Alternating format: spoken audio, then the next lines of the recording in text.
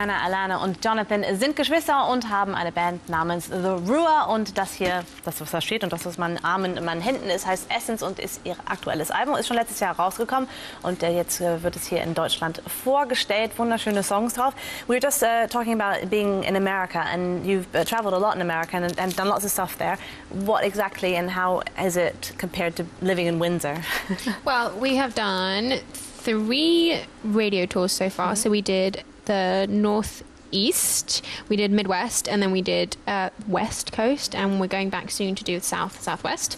And different to Windsor at home. Oh my goodness, a lot, I bet. A lot different. The food's incredible. Well, you like American food. Yeah, I like American food. Yeah. You don't. I presume. Well, do you know what? You can get really healthy stuff there. That's so true. I'm easy when it comes to that. But different to Windsor. Do you know we were discussing New York? We like all of the places we've been that have defined seasons, because at home it's just kind of rain cloud, the whole year round. Sun occasionally. Oh, I thought you had seasons as well. No, it tries. Ja. Also für euch noch, Windsor ist in der Nähe von London und da regnet es ja oft, sagt man zumindest. Und deswegen finden Sie andere Länder, wie zum Beispiel auch in New York oder an der Ostküste eben, wo es Sommer und Herbst und Winter und Frühling gibt, finden Sie auf jeden Fall großartig. When you play in front of American people compared to European people, or even in different countries, France or even England, is there a big difference, or do they all kind of accept you the same way? I think they accept us the same way. I think so. Everyone's very positive, which is nice. In all the countries that we've played so far, everyone's very positive. There's a bit of a language barrier, like French and Germany, so we hope they like us. But yeah, we understand what they're saying in America. Yeah, we like them. Yeah. Yeah, but we enjoy doing it, and everyone's very positive, and so we love playing wherever we can. And when you're playing your songs, do you think about the work in the studio, and how is the work in the studio when there are 3 people who know each other so well and who have opinions? Who comes up with the most songs, or is it always the 3 of you together? How does it work? It really depends. Like, it could be one person sitting at a piano, and then the next person runs down the stairs and goes, "Oh, I hear this," and like, "No, I'm not sure," but then you're like, "Oh yeah," and then one person comes in and changes words here and there. We could start on the piano, on the guitar. It just really depends. Varies. And on the album, there's songs, some that are written by all of us, some just a couple, some one.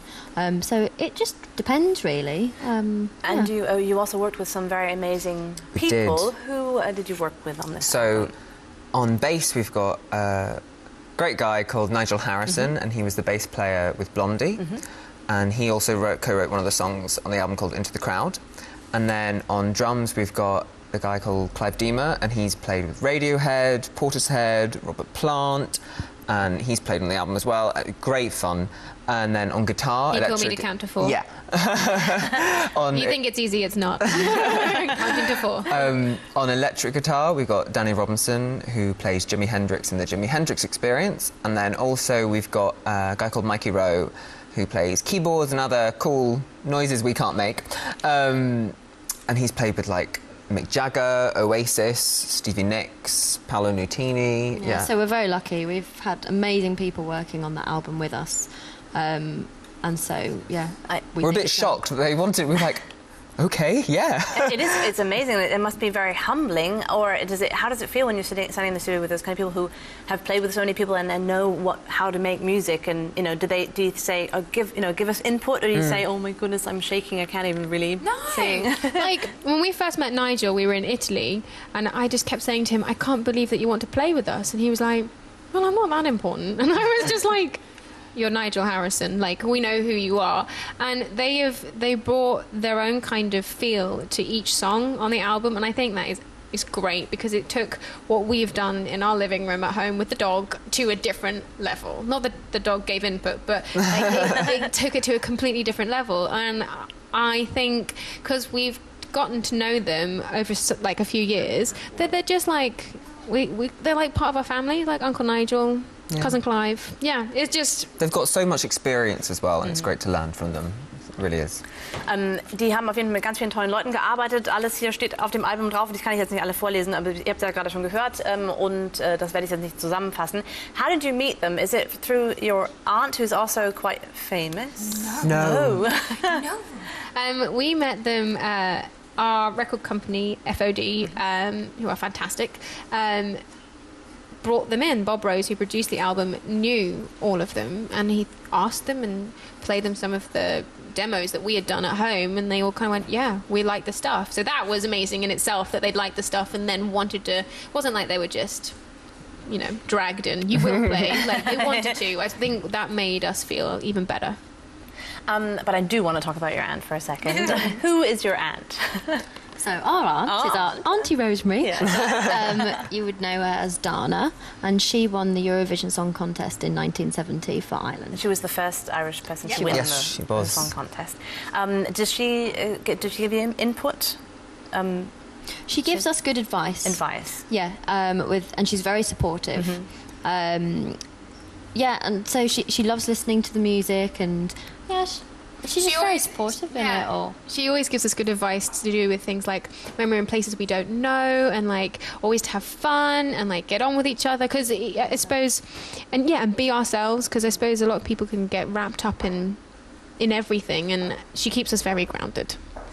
Also ihre Tante hat 1975 den Grand Prix d'Eurovision Le Chanson als erste irische Sängerin gewonnen, und die gibt ihnen immer noch Tipps, aber nicht unbedingt was die Musik angeht, sondern eher wie sie verstehen, dass sie als Familie sich nicht in die Haare bekommen, sondern es einfach genießen und die Zeit genießen, die sie zusammen auf der Bühne stehen, und auch die Städte, in denen sie sind. Is the Eurovision Song Contest, is that something that might be in your future? Is that something you are aspiring to? I'm sure you've been asked this question before, but I have to know. I don't think it is in our future. I think we should leave it to one person in the family to do it. Like, I have a feeling we'd go and we'd just be like, nil point. So I think she's won it for us, so that is already done in the family. Yeah. What is in your future? What are your biggest hopes? Like, where would you like to play? What venue is like your number one venue to play? I've got a list. Okay, all right. I've got a list like Hollywood Bowl, like oh gosh, it could just go on and on and on. Playing as much as we can. Yeah, playing as much as we can. Like as many people. Yeah, I think what we would really like, well, for me anyway, and I know you guys think the same, would be to be recognised not just as artists, but as writers and musicians. Because we do all the songs on the album we wrote ourselves, apart from the one we wrote with Nigel Harrison, and then another one we co-wrote with a guy called Rob Davis, who wrote Kylie's Can't Get Out of My Head. So I think that's what I would want, to be recognised as musicians, artists and writers, and yeah. Also sie wollen nicht unbedingt beim Eurovision Contest mitsingen, aber wollen irgendwann, also er möchte gerne im Hollywood Bowl spielen und ganz viele andere Venues, aber sie wollen eigentlich in erster Linie als Musiker und als Performer und Artist auf der Bühne stehen und dafür anerkannt werden. My last question is for all three of you. What is Jonathan's worst and best trait? He complains a lot. No, I don't. And his best trait? He makes us laugh. He really does. He is funny. He is very funny, and he doesn't know it. Yes. That's good to know. Yeah, you know. I know. Alana, what is Rosanna's best trait and worst trait? Too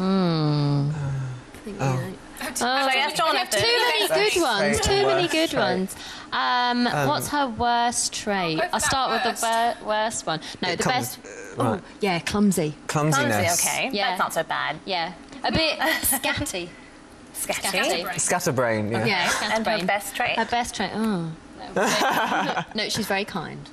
That's nice. That's nice. Thoughtful. Jonathan? For Alana, yeah. Probably her worst trait is she could walk into any room, if she's like in a hotel room, and you come back 2 seconds later and it's a mess. Like I can clothes do that everywhere. too. Yes, That's a girl thing. it's a bomb site. Yeah. You go in there and it's just like everything is everywhere. And I don't know how you do it, because you only need a few things from your suitcase. I don't think I do it.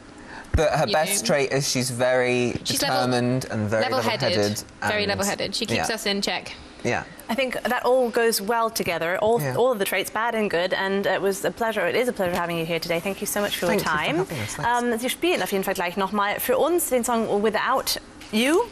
Yes, Ja. sorry. Without You von diesem Album. Wir hören aber jetzt erstmal, wir sehen das Video zu dem Song Fight for What's Right und in der Zeit stellen sie sich auf. Also erstmal für euch ein Video und dann gleich noch ein bisschen Live-Musik bei uns im Studio und es geht jetzt los mit dem Video von The RUA. Thank you so much. Thank you.